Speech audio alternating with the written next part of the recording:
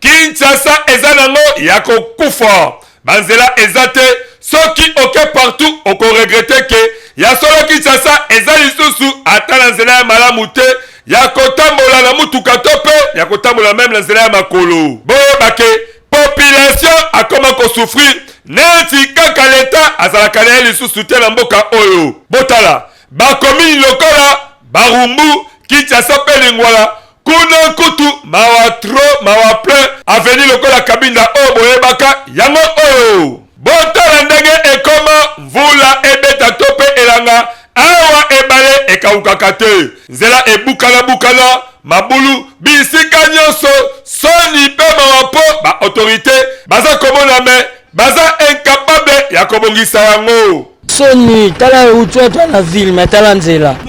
gudwa tu ya biso moko siko pa basala biso nzelelo nezanyi mutu akosa bino te aveni kabina nyonso ebeba depuis bamvula ebele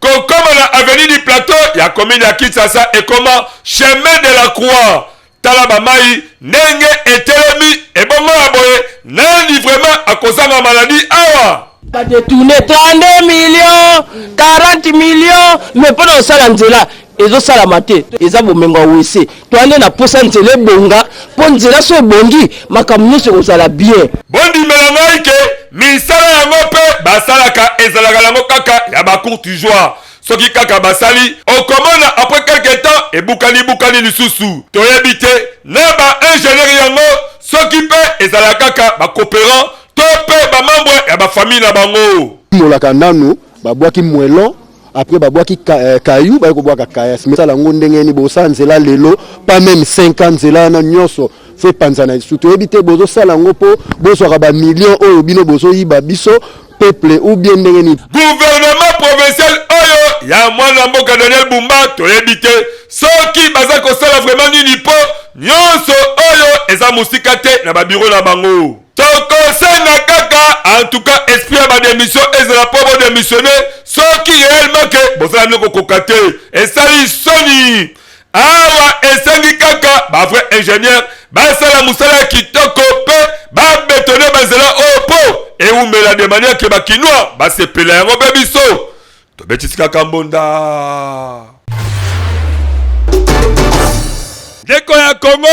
botala awa bondi melangai ke tozala commune ya Lingwala précisément na ba avenue Kalembelembe na Kabinda côté oyo zela ezate même ba moto eza koleka na kokoso prince tope makadam esi ebunga kala bondi melangai ke etika nzela na mabulu donc nzela ekoma ko beba mabe na ba avenue oyo mibale donc po okoma na ba avenue des Huileries en tout cas yebake okobo mamo tukana yo bino moko botala ndenge nini mai esali ebale na poto ndenge etoni na nzela avenue Kalembelembe kutu mawa tro botala ndenge kaka boza komona liboso ya hôpital pédiatrique ya Kalembelembe oyo eyambaka bana oyo bayaka kozwa ba soin souci pasi pe mawapo nyonso wana eza mosika te na bureau ya gouverneur ya ville province ya Kinshasa bino moko boyoka ndenge nini mbonda ebetamaki. Mais vous voyez vous-même, non? Vous voyez, la route est impraticable. Et pendant qu'il y a un hôpital ici à côté, où on peut amener nos enfants, et pour votre gouverne, la pédiatrie de Kalembelembe, c'est une des grandes pédiatries, pour ne pas dire la plus grande pédiatrie de la ville de Kinshasa. Mais quand déjà à côté, elle est dans ces conditions que vous voyez ici, qu'est-ce que nous pouvons encore dire? Si déjà la route est dans tel état, à plus forte raison, l'hôpital en soi, il sera dans quel état? Donc nous déplorons les conditions dans lesquelles nous vivons. et surtout les conditions dans lesquelles se retrouve aujourd'hui cet hôpital. Na oyo etali ba embouteillage na avenue des Huileries et comme lisusu makasi ebongo kotala ngomba ya bosoto oyo neti kaka mboka leta asi akufa na ekala ya boye peuple azanga maladie wana bokosi boye bake typhoïde na malaria eza vraiment à la portée ya population nyonso oyo bavandaka na bazingazinga ya kotoyo nyonso oyo tobetisi monapo ba autorité en tout cas boluka solution moko epesa malombango po peuple avanda na kimia esali sonia yango pe biso tobetisi kaka mbonda. Mona Kongo boza komona botuna ngai tozali wapi tozali awa na wenza bayaka oyo ekeda nsango mingi bayebi yango po baleka kote oyo basombaka biloko ya ndenge na ndenge me kokamwa wenze oyo bafutaka bongo ya leta bataksi ya ndenge na ndenge oyo ekomaka ti epai ya bourgmestre me tala eta wenze yango ezali bayebi te bakomi kolela me mbongo bafutaka nini vraiment esalaka po esokelaka bango comme rétrocession ezali kaka motuna bourgmestre akomi na Kimbaseke beta nanu tour kote oyo oluka esika ozoka mbongo wenze oyo nini ya malonga okoki kosalela bango yango boyoka ndenge nini babeti mbonda binza bayaka susi na fe ezali towana nzela te towana posa pe marché vraiment ezala pene ti bacommune mosusu mpe ezali mpo eza commune eza quartier te eza commune ya Kimbanteke towana posa ya wenze marché ya monene vraiment ke okita na se te okomaka na marché no eloko nyonso eza yango posa osombi nzela ya koyela sikoyo biloko wana nyonso wana ezosengaka nzela fo ezala ezali pasi po mbongo leta ezali kofutama me nini oyo population azali kobeneficie de manière ke wenze oyo ekotisaka mbongo ezala état normal de manière ke bango mpe balobake bazalaka na prise en charge ya vie province ya Kinshasa mingi na commune ya Kimbaseke esali pasi yango biso tobetisi gambonda tosala yango pour la bolingo to bolamu ya République démocratique du Congo en particulier ville province ya Kinshasa. Congolais congolaise yo mutu ozalaka na idée ya développement ya RD Congo magazine bonda ya ekolo baleki ya Yezu apesi bino opportunité ya koya ko exposer ba vision na bino pona bolamu ya ekolo mobimba botala bino moko tomesana koyamba batu na plateau na biso po mutu na mutu atalisa vision na ye yo mutu oza na ba ide ya malamu olingi mboka ekende liboso magazine bonda ya ekolo afongoleli bino ba porte yaka o contribuer na développement ya mboka RD Congo oyo ayebike aza vrai leader sala lokola baninga yaka na plateau na biso parce que eza seule adresse oyo eyambaka ba leader ya makasi pe ya solo to abordaka basije nyonso lokola politique économique socio-culturel religion pena basije mosusu oyo ezo contribuer na développement ya mboka na biso aki koponela basinistre côté ya te tellement terrain yango ezalaki mpe vaste atie bango wana parce bakabolaki bango mosusu bakendeki na ngambo ya prince côté ya Maram olie akobanda kosileka na batelevizio kobrandir badocument ezali kokondane bango moko ite ya bomoko bosangani ngai nasepelaka mingi tana omona baumbu na bateke baza ensemble ngai na muumbu te na ape muteke te ndenge kaka bozali komona bango pe bazali balide oyo bandimi ko participer na développement ya ba quartier commune pour que mboka ekende liboso yango biso na magazine bonda ekolo to bengi ba leader ya solo pe to beteli bango kambonda tout ce côté la commune na bino numéro na biso zali yango wana yaka benga biso to koyamba yo to koza tatu solo na bino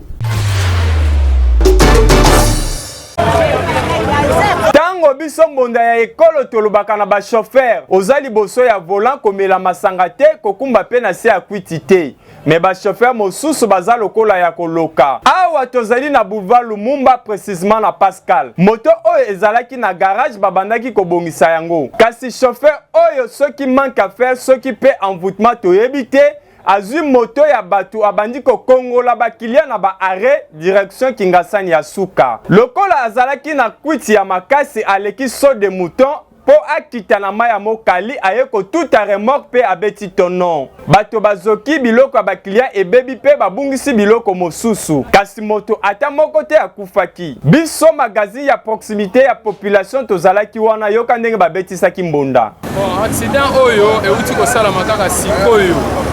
Na vie ya biso bato toali awa na pose na biso mai ya mokali. C'est-à-dire chauffeur oyo ya 3 pneus. Azali na milangwa moko ya kusakana te. Yango omoni ba chauffeur même baza koyoka ngai a bord ya volant na yo tika komela kwiti. Kwiti ezali malamu te. Tala linga bomisa bato ebele eike oyo amemaki na 3 pneus na ye oyo mpona kokomisa bango na Kingasani ya suka. Ye moko na descente oyo ya boulevard Lumumba sur mai ya mokali aye kotuta na ye moko mutashene te. Moto euti ba niveau ya 41 bando ekomika awa Pascal awa chauffeur azalaki na kwiti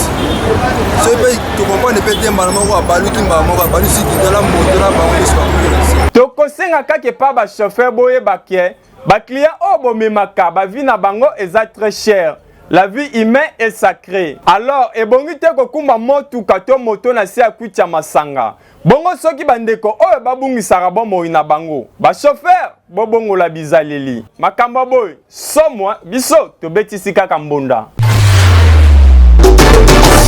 Voulez-vous apprendre et devenir journaliste? Les centres de formation médias indépendants procèdent au recrutement des nouveaux candidats pour une nouvelle session. Que vous soyez diplômé d'État, homme de Dieu, docteur ou que vous soyez, les centres de formation médias indépendants met à votre disposition les filières ci-après. Les journalistes, la prise de vue, le montage vidéo. N'hésitez pas de nous rejoindre car ici, la formation se donne avec les professionnels des médias. Chez nous, c'est de l'expérience et du professionnalisme. Nous sommes les centres de formation médias indépendants. Pour tout contact, appelez-nous au plus 243 89 81 81 097 ou appelez-nous au plus 243 99 37 45 722. Je répète, appelez-nous au plus 243 89 81 81 097 ou au plus 243 99 37 45 722.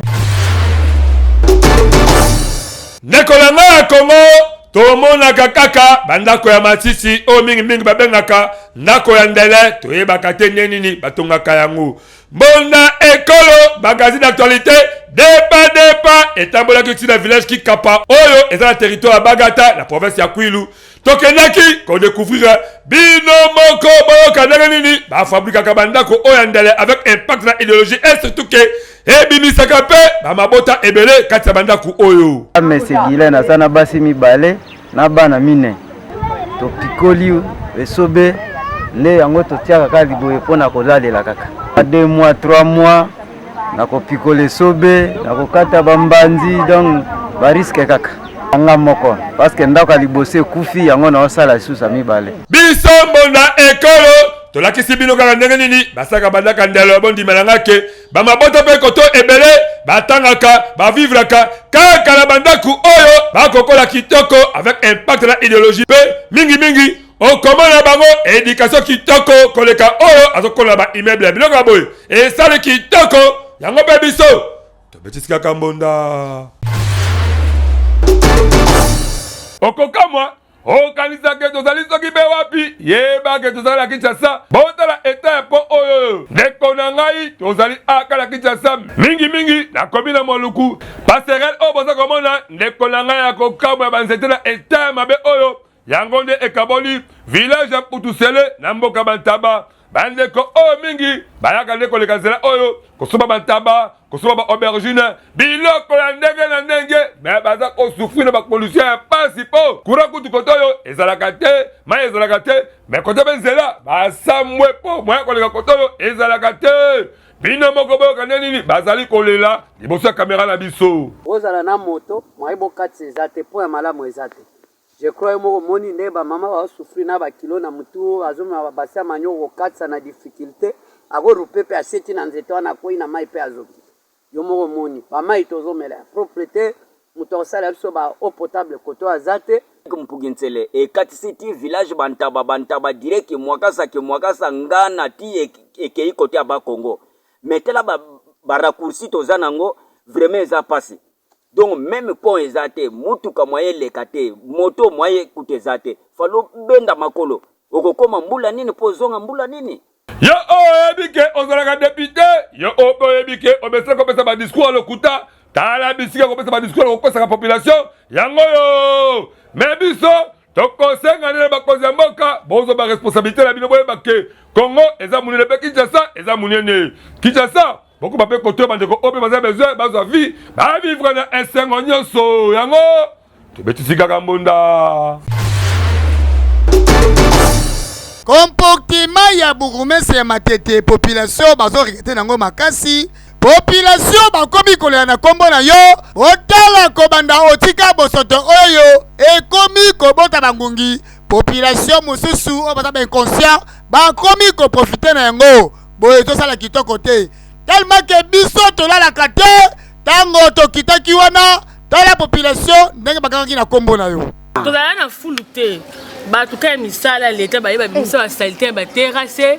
bango babwaka bakoza fulu oyo tozanga nzela oleka banyoko komo bima na fulu oso bayeka balongoli ba detrater basimi nzela bakei siko mbula yango banitano komo dinda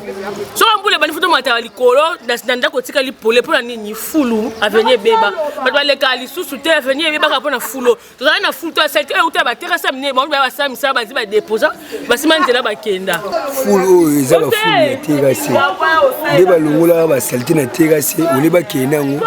baya kotia pour bazwaka baotala bagere ekende kobwakama mais depuis tomona baautorité ya ndenge na ndenge baya afule longwa te aokela biso duma mais aya asala réalisation lomo te ti akenda alongola loko te biso tozala na bamosusu bakufela mibali bamosusu baveve bamosusu bachomere toza na eloko ya kosala fulu te kasi bango bakonzi baede biso na fulu babongisa place po kitiaku mai edindaka lisusu te fulu papa ewumeli tozovote bango bakosala eloko te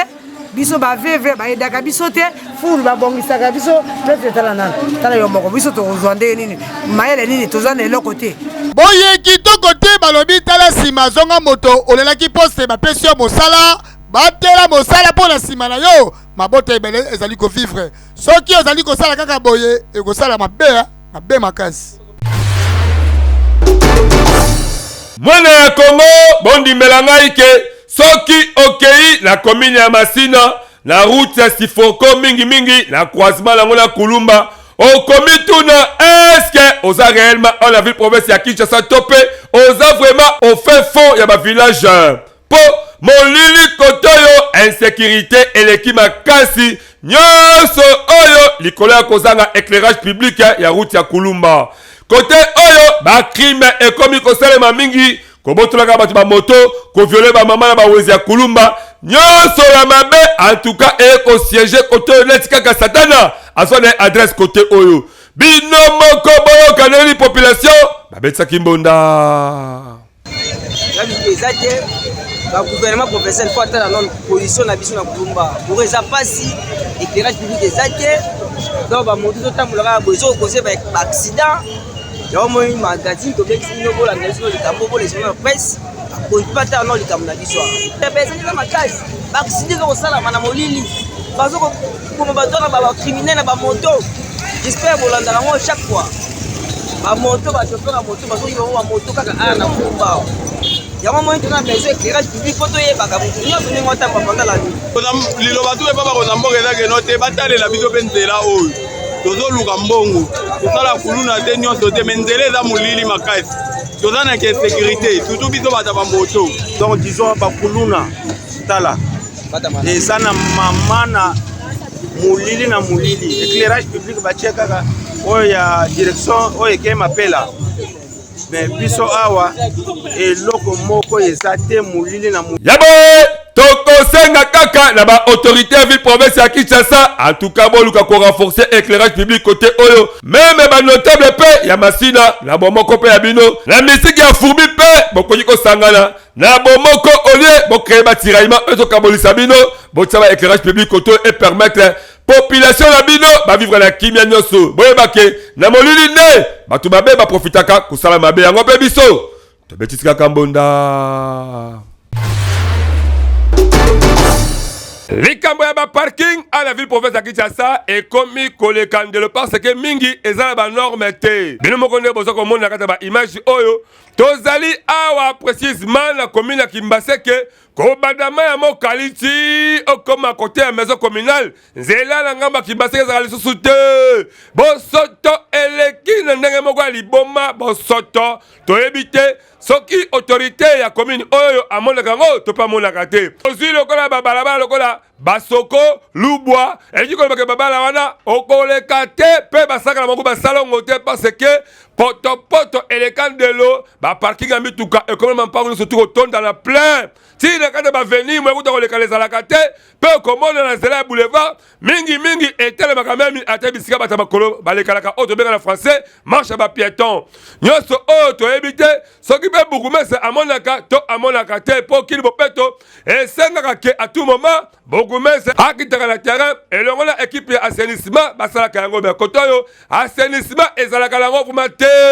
tomekaki kotuna pe bato yango balaka nzinga si réellement ke bafutaka badroit na bango oyo commune asengaka balobi oui tofutaka badroit na biso epai ya bourgmestre kutu tolukaki tobenga kotia badali na besiko me bourgmestre aboyaki na ye na makambo oyo etali assainissement pe environnement parce que bokono pe bamaladi ya ndenge na ndenge eyaka na bisika basalite ezali bababala oyo eza kobema vraimen salite pe silelonga boulevard kutu soki vule beti moya koleka ezalaka te biso awa tobetisika mbona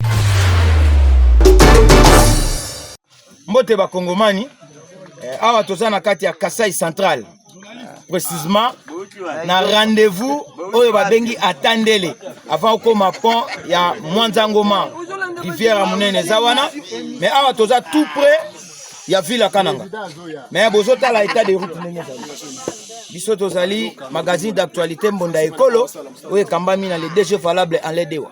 et se déplacer ville ya Kinshasa ndeza wana province ya Kasai Central pona kotala o ba oyebisa biso misala ezosalama po toyebi ke projet 145 territoire balansango kala mais ti lelo vraiment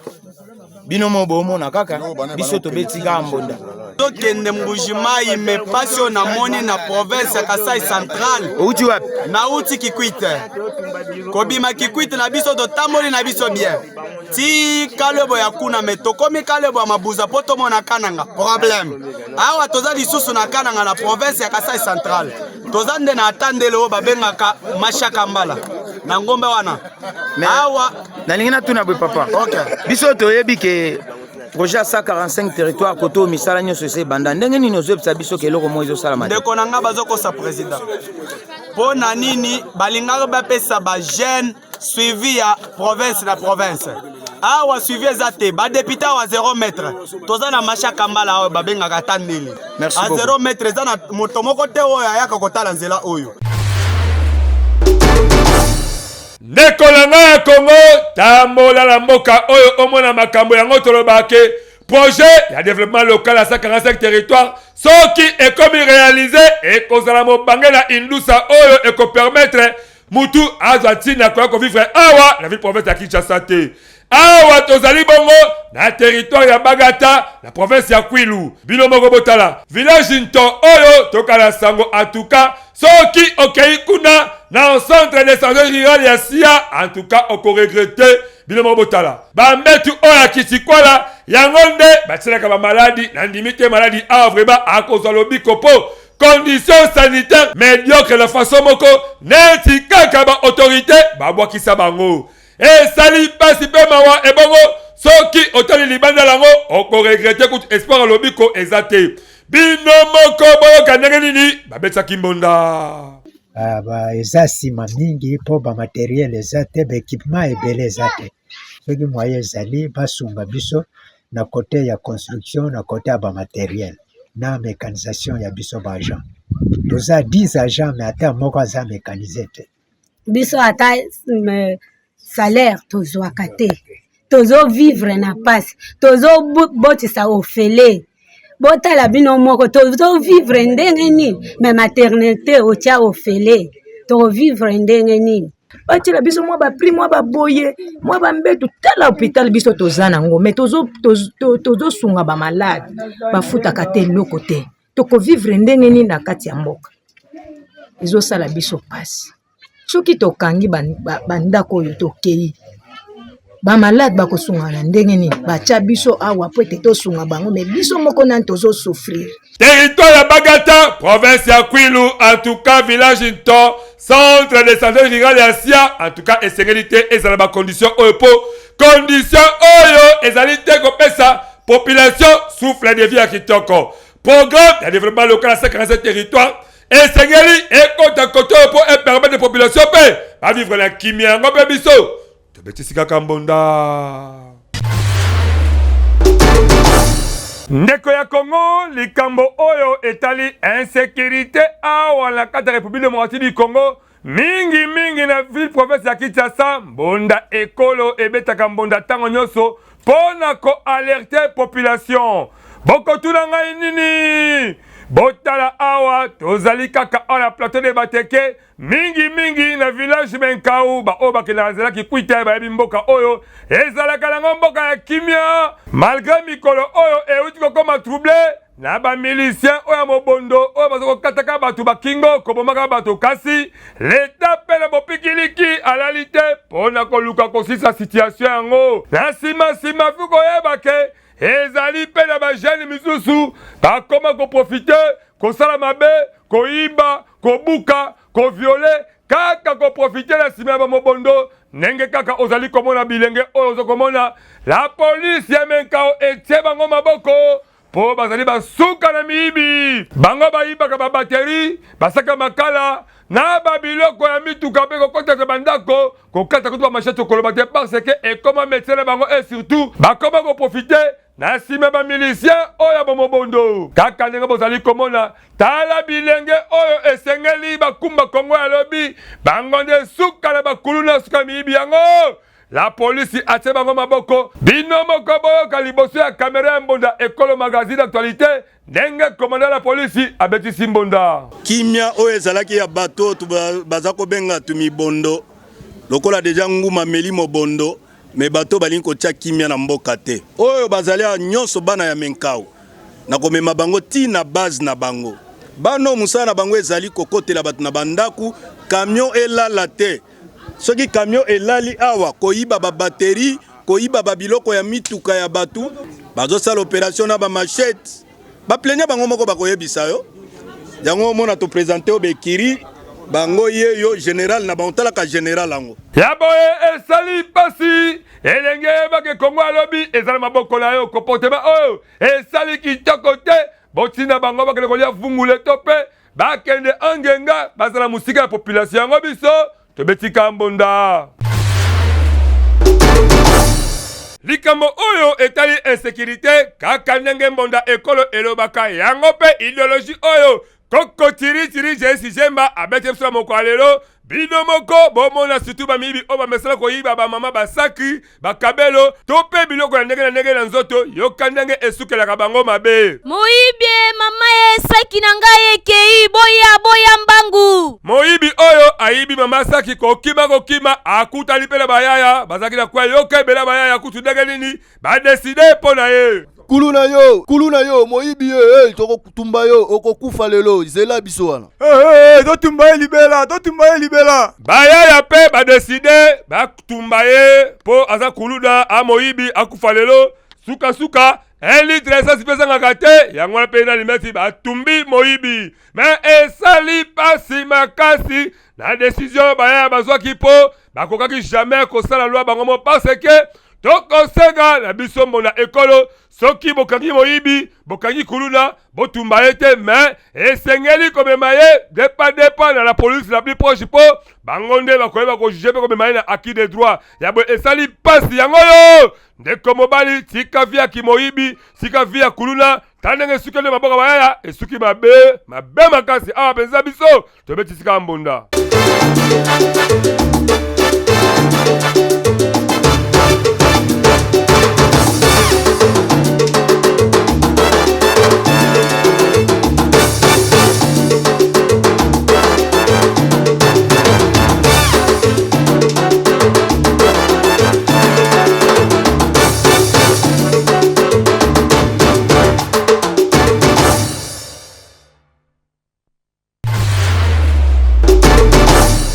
vraiment tosala yango pour la bolingo to bolamu ya République démocratique du Congo en particulier ville province ya Kinshasa. Congolais congolaise yo mutu ozalaka na idée ya développement ya RD Congo magazine bonda ya ekolo baleki ya Yezu apesi bino opportunité ya koya ko exposer ba vision na bino pona bolamu ya ekolo mobimba botala bino moko tomesana koyamba batu na plateau na biso po mutu na mutu atalisa vision na ye yo mutu oza na ba idée ya malamu olingi mboka ekende liboso magazine bonda ya ekolo afongoleli bino ba porte yaka o contribuer na développement ya mboka RD Congo oyo ayebi ke aza vrai leader sala lokola baninga yaka na plateau na biso parce que eza seule adresse oyo eyambaka ba leader ya makasi pe ya solo solo to abordaka basi nyonso lokola politique économique socio-culturel religion pena basije mosusu oyo ezo contribuer na développement ya mboka na biso ko ba commune ya biso ya Gombe ezali géré. Nous avons un bourgmestre très incompétent na commune ya Gombe avec bango kine ko bonga déjà bo sote ko zalate érosion ko zalate parce que bango ba solada ba bisimbi et ça la passe de to monaka en cas de meurtre ezali ko salema parce que bandeko bato benga bango ba malfrant o ba yaka wana ko profiter na pona molili esika ba moni insécurité ezali ba bandiko molili ezali obscurité ba bandiko créer insécurité c'est-à-dire quoi to ebi conseil ba ko sala bango ne ba ko gérer ba commune o ezali base ya chef de l'état o yé moko za ya katia ko préparer pona et soutenir ndenge kaka bozali komona bango pe bazali balide oyo bandimi ko participer na développement ya ba quartier commune pour que mboka ekende liboso yango biso na magazine bonda ekolo to bengi ba leader ya solo pe to beteli bango kambonda en tout ce qu'on était la commune na bino numéro na biso zali yangwana ya